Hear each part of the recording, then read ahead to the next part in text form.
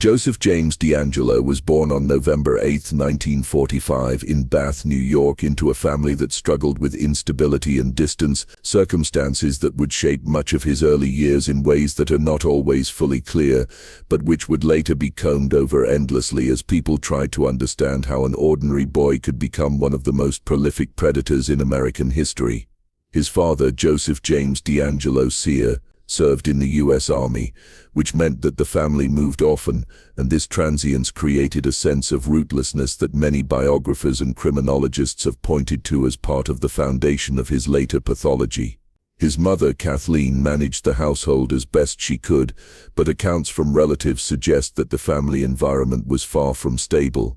Rumors of abuse, neglect, and dysfunction circled in later years, though concrete details remain somewhat obscured by the passage of time and the unwillingness of family members to revisit painful memories. What is clear is that young Joseph did not grow up in a nurturing or grounded environment, and as the family moved from place to place, he learned early on to adapt, to hide emotions, and to find ways of exerting control in a world that felt uncertain. As a child, he reportedly witnessed his sister being sexually assaulted by servicemen when the family lived in Germany, a traumatic event that has been cited in some accounts as a critical moment in his psychological development. Whether this incident planted the seeds of his later compulsions or simply compounded existing tendencies is impossible to determine, but it added to a life shaped by instability and violence. By the time the family returned to the United States, DeAngelo had already developed traits that would define him throughout his life: secrecy, control, and a simmering anger that found outlets in destructive ways. He grew into a teenager who outwardly seemed normal enough, playing sports, attending school, dating, but who inside carried a private darkness that no one around him fully recognized. In high school, he was not remembered as particularly remarkable, though classmates later described him as having a temper that could flare without warning. After graduating, he joined the U.S. Navy, serving during the Vietnam War as a damage controlman. His military service gave him training in survival, discipline, and violence, skills that would later resurface in the way he planned and executed his crimes. Upon returning from Vietnam, he enrolled at Sierra College and later transferred to California State University, Sacramento, where he studied criminal justice. It was here that his path took a fateful turn. Instead of drifting into anonymity like many veterans, DeAngelo pursued a career in law enforcement, joining the Exeter Police Department in 1973. As a young officer, he presented the image of discipline and dedication, a man who wore the badge with apparent pride. Yet beneath the surface, he was already cultivating the behaviors that would define his secret life. In Exeter, strange burglaries began to occur, acts that were initially brushed off as the work of an ordinary thief, but which carried peculiar hallmarks. Items were taken not for their value but seemingly at random.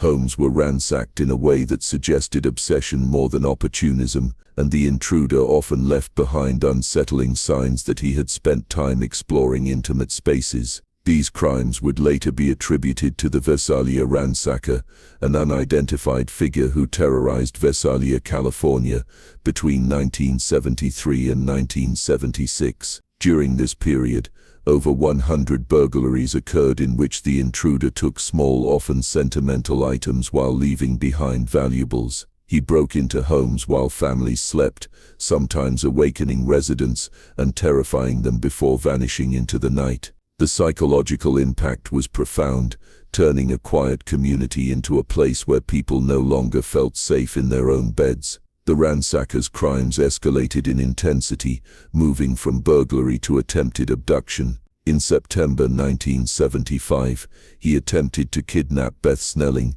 the daughter of journalism professor Claude Snelling. Claude, hearing the commotion, rushed to protect his daughter, and in the confrontation that followed, the intruder shot and killed him before fleeing.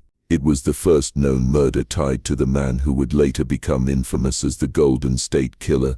Despite intensive investigation, the ransacker remained unidentified, but his pattern was clear. He was growing bolder, testing boundaries, escalating from property crimes to violence, from theft, where a new wave of crimes began to unfold that would terrify the region and earn him a new name in the press: the East Area Rapist.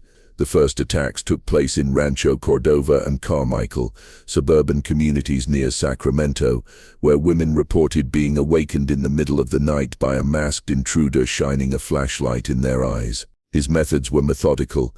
He would enter homes through sliding glass doors or windows he had pried open, often after prowling the neighborhood for days in advance to learn residents' routines. He carried rope, shoelaces, or twine to bind his victims, and he frequently brought weapons with him, though his control came as much from fear and psychological domination as from physical force. Survivors later recalled his chilling whispers, his heavy breathing, his use of threats against children or loved ones to enforce compliance. He moved with calculated efficiency, ransacking homes after assaults, eating food from the refrigerator, lingering as though the house was his domain. These acts were not crimes of passion but performances of power, rehearsed and repeated until they became ritual. The attacks multiplied rapidly. By late 1976 and into 1977, the East Area Rapist struck repeatedly across Sacramento County, sometimes as often as twice in a single month. Communities grew paralyzed with fear. Newspapers published warnings, neighborhood watch groups formed, and gun sales surged. Families began sleeping with weapons by their beds, dogs in their rooms, locks double-bolted, but nothing seemed to stop him. His ability to evade capture despite massive police presence and media attention suggested not only cunning but insider knowledge of law enforcement tactics. He often escaped through drainage canals, bike trails, or open fields, routes he appeared to know intimately. Some detectives began to speculate that the offender might have a background in law enforcement or the military, someone trained to think tactically and avoid detection. In retrospect, those suspicions were chillingly accurate. In 1978, the East Area Rapist escalated further, shifting from attacking single women to targeting couples. He developed a terrifying ritual. He would force the female victim to bind her partner, then stack dishes on the man's back with the warning that if he heard them rattle, he would kill both. While the man lay helpless, unable to move without risking death, the intruder assaulted the woman repeatedly, asserting control over both victims simultaneously. This sadistic tactic became one of his hallmarks, a psychological cruelty that survivors carried with them for decades. The attacks spread beyond Sacramento into neighboring counties, including Contra Costa, Stanislaus, and Yolo, creating a wave of fear across Northern California. By the end of his campaign as the East Area Rapist, he had committed more than 50 assaults, leaving behind a legacy of trauma so widespread that some families moved away rather than continue living under the shadow of his threat. But as law enforcement ramped up their pursuit, with community meetings drawing hundreds and helicopters scouring neighborhoods at night, the attacks abruptly ceased in 1979. For investigators, it was both a relief and a mystery. Had the offender been arrested on unrelated charges? Had he moved, or had he simply chosen to stop? In reality, he had shifted his hunting ground. Around this time, DeAngelo was fired from the Auburn Police Department after being caught shoplifting dog repellent and a hammer from a store, a bizarre incident that hinted at the strange duality of his life. Outwardly disgraced, he retreated from public view, but in private he prepared for the next stage of his crimes. Having terrorized Northern California as the East Area Rapist, he now turned his focus southward, and his crimes would take on an even darker dimension. In Santa Barbara County in late 1979, a series of murders began that baffled investigators. Couples were attacked in their homes or while sleeping in bed, bound and then killed brutally. The level of violence exceeded that of the East Area Rapist, and the press dubbed the unknown offender the original Night Stalker. Unlike his earlier assaults, these crimes left no survivors, eliminating the possibility of eyewitness testimony. The killer left behind bindings, ligatures, and evidence of stalking similar to the East Area Rapist's methods, but the geographical distance prevented authorities at the time from connecting the two series. It would take decades before DNA evidence proved that the same man was responsible for both waves of terror.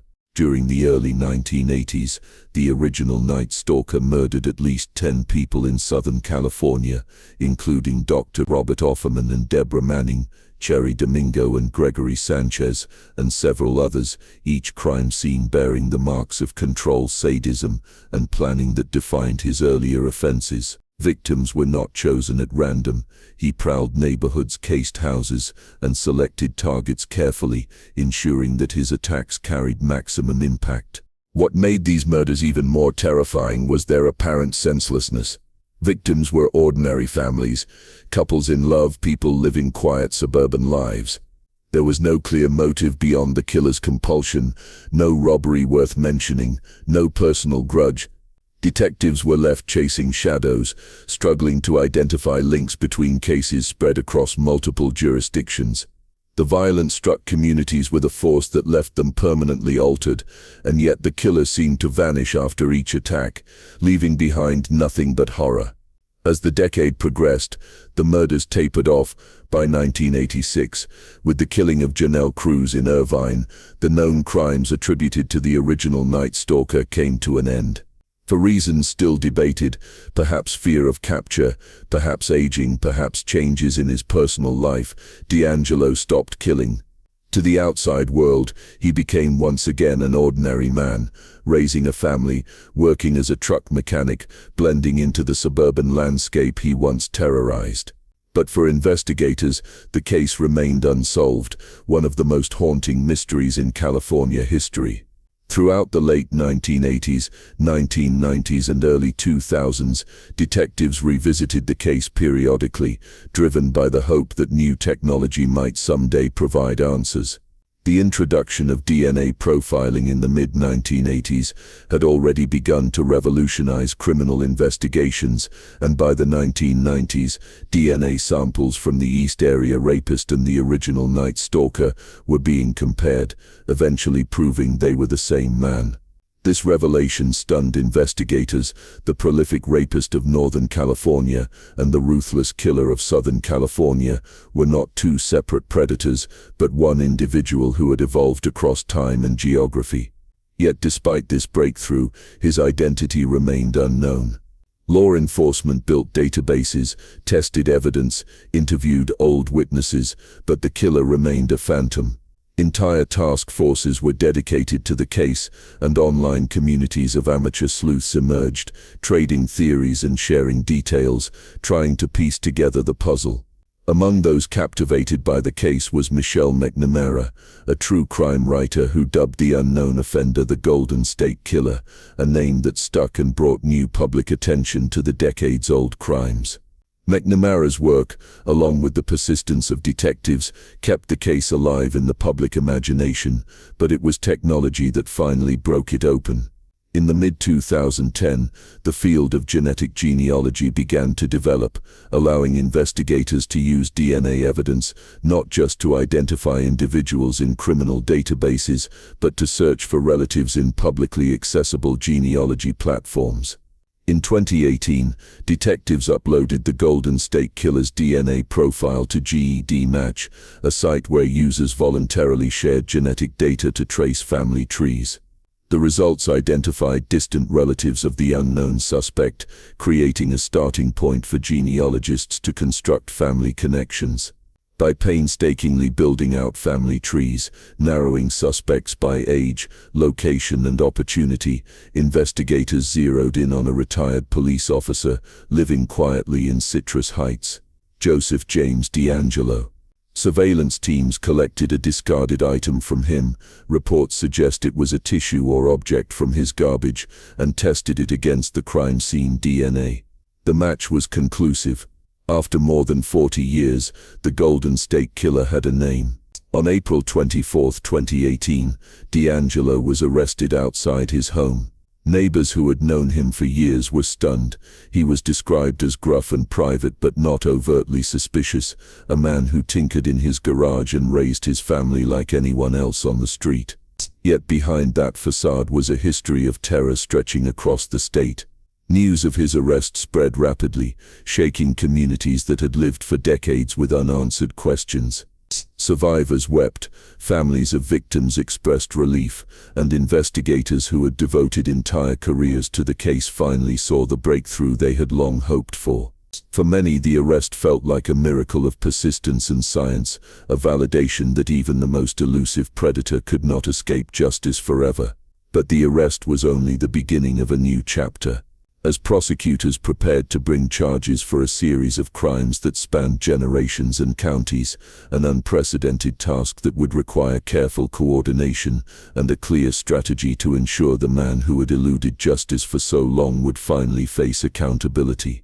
That would require careful coordination and a clear strategy to ensure the man who had eluded justice for so long would finally face accountability. Multiple counties had jurisdiction over different crimes, from Sacramento to Contra Costa to Santa Barbara to Orange County, and prosecutors debated how best to handle the case. Ultimately, they decided to consolidate charges in Sacramento, a symbolic and practical choice that brought together representatives from across the state. DeAngelo was charged with 13 counts of murder and 13 counts of kidnapping to commit robbery, crimes that carried potential sentences of life without parole or the death penalty. Because many of his earlier rapes fell outside the statute of limitations, prosecutors could not pursue charges for those, though they remained central to the narrative of his crimes. For survivors, this legal reality was frustrating. Decades of trauma went formally unpunished, but the murder charges ensured that DeAngelo would never walk free again. As DeAngelo awaited trial, details about his life trickled into public view. He had married in the early 1970s and fathered 3 daughters, living the outward appearance of a normal suburban life. His wife eventually filed for separation after his arrest, but during their marriage, she reportedly knew nothing of his double life. Friends and neighbors described him as short-tempered, prone to sudden outbursts, but no one suspected the scale of his crimes.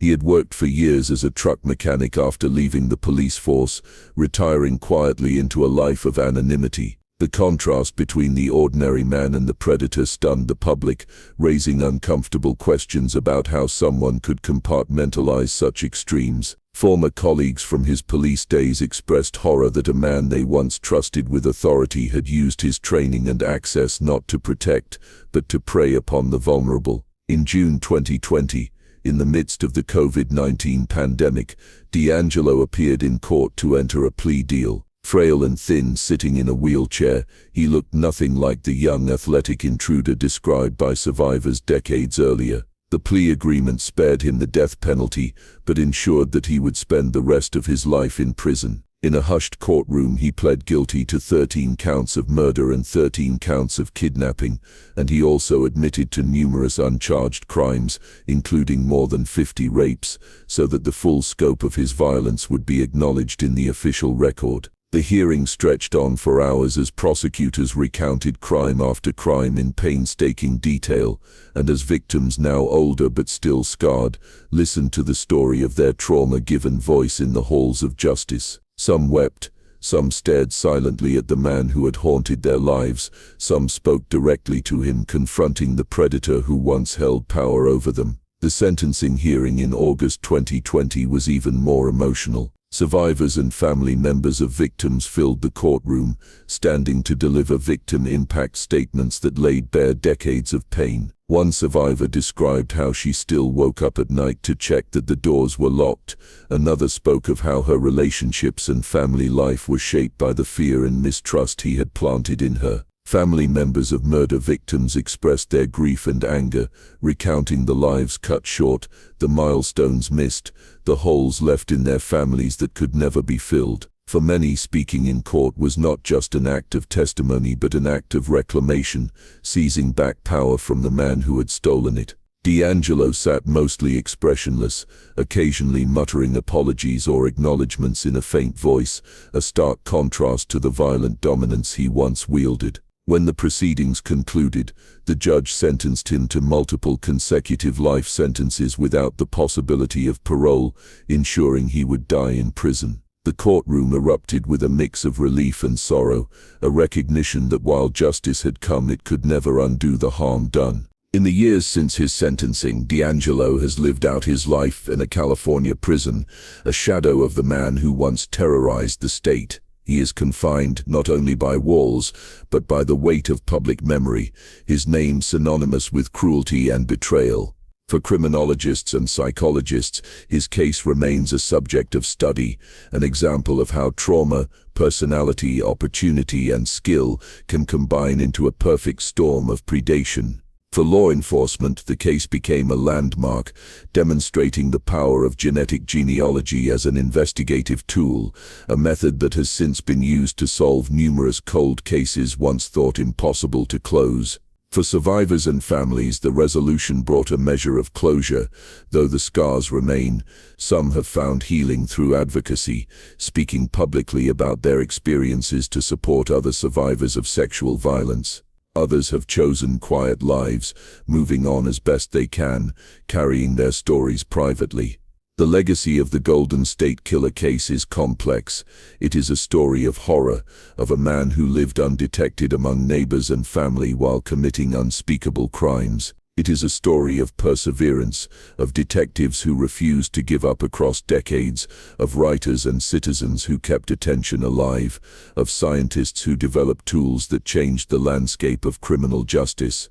It is also a story of resilience, of survivors who endured the unimaginable and still stood up to tell their truths in court.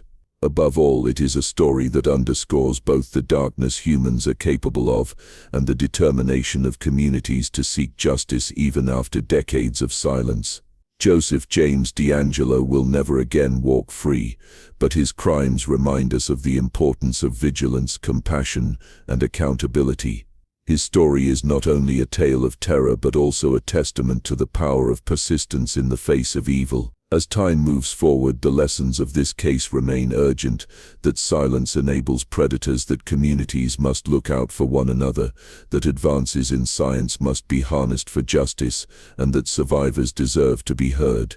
The Golden State Killer was once a shadow haunting California's nights, but today he is a prisoner, his identity unmasked, his power stripped away, and yet the story does not end with him. It continues in the choices we make as individuals and as a society, whether we protect the vulnerable, whether we invest in solving cold cases, whether we support survivors not just in court but in their long journey of healing. Every time we demand justice, every time we believe survivors, every time we use our voices to shine light into the dark corners where predators hide, we take part in writing a different story, one that resists fear and affirms life.